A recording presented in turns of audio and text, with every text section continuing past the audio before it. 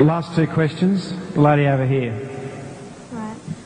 I've been told that women in Islam wear a veil because in this way men will treat them respectfully. But I see the veil as a form of oppression because why should they have to cover themselves because of the weakness of men? Shouldn't they be treated with respect regardless? Could you please explain the veil, and did Mary have to wear a veil?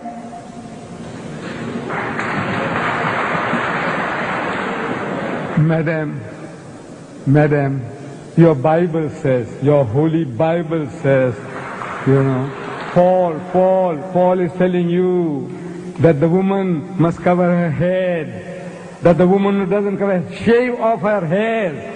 Your Bible says that.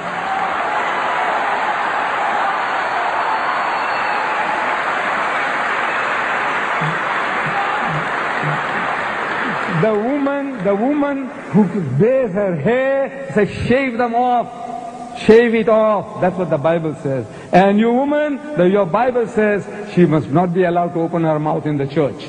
But that's your churches, they don't believe all that. And your people don't believe in that. So you are inviting trouble. Because of this, in America, in New York, no woman is safe after dark. No woman is safe in France. During daytime, women have been raped in the street, and people just walk by, looking the fun. Say, or maybe they're enjoying themselves.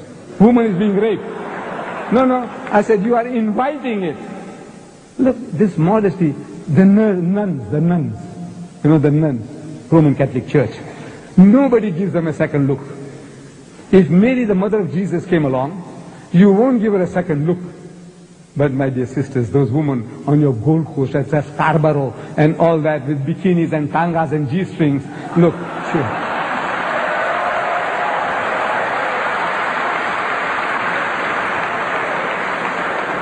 It's attracting, look, even an old man like me, I tell you, my brother.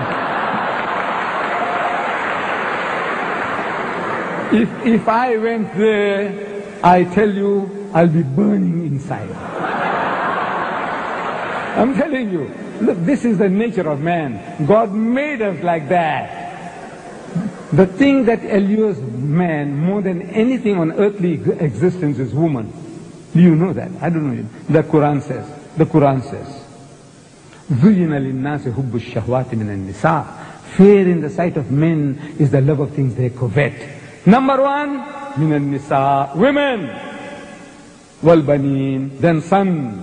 I got 11 sons. I can make my own football team. It makes me feel proud. I got 11 sons, my own football team, my own cricket team. وَالْبَنِينَ, and number three, وَالْقَنَاطِرِ الْمُقَنْطَرَةِ مِنَ الذَّهَبِ وَالْفِضَّةِ, and hoarded heaps of gold and silver, and wealthy land, and horses branded for excellence, and all this. This is the list that is given in the Quran. Number one, women. The Quran says, the thing that allures man most on this earthly existence is woman. And I'm telling my Western friends that I don't have to prove that to you. I don't have to convince you. I said, you see, in my country, in the city of Durban, I think we'll end with this. Okay? We'll end with this. In the city of Durban, there is a firm called Lucian Motors. They sell second-hand trucks. Lorries, trucks. You call them trucks here too? Trucks. We call them trucks. And on the trucks that they advertise, there's a woman in the bikini on top of the truck. Then G-Knots, they sell farm implements.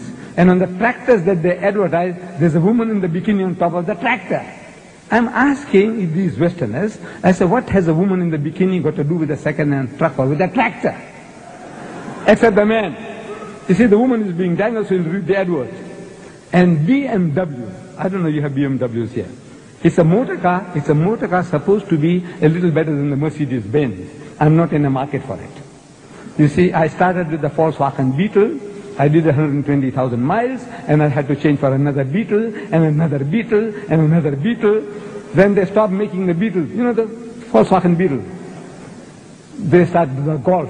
So I had to buy Golf number 1, Golf number 2. I'm still not in the market for a BMW.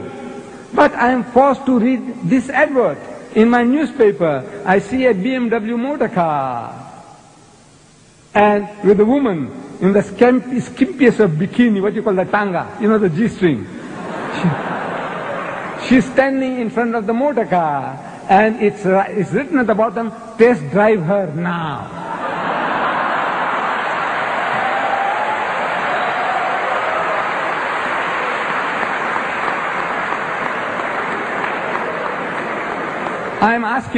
I'm asking the woman of the car. The woman is buying the car. And the her is underlined. Test drive her now. I said, look, this is what you're leading yourself to. This is the Westerner. He sells his mother, his wife, his daughter. His wife is a star, and she's being mangled on the screen, simulating rape. And they enjoy it.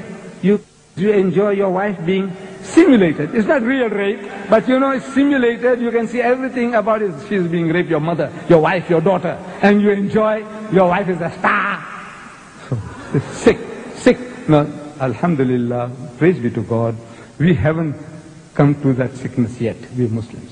We try to keep away from it. This is your pleasure, your privilege. We have no right to force you. But we say, you are playing with fire, my child, and you're going to pay the price. You're paying the price now, and you will pay the price.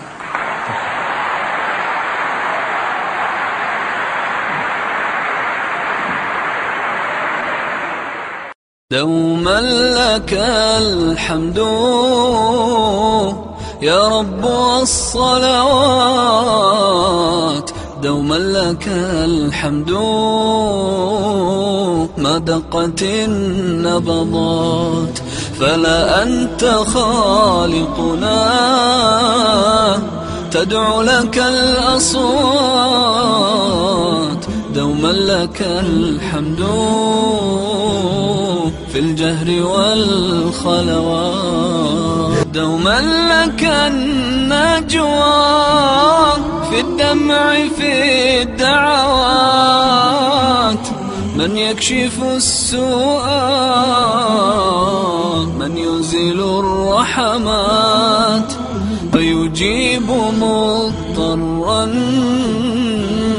في أحلك الساعات فلا أنت راحمنا يا سامع الدعوات دوما لنا البشرى برضاك والبركات نرجوك فردوسا أعظم لنا الدرجات دوما لك الحمد بالجهر والخلوات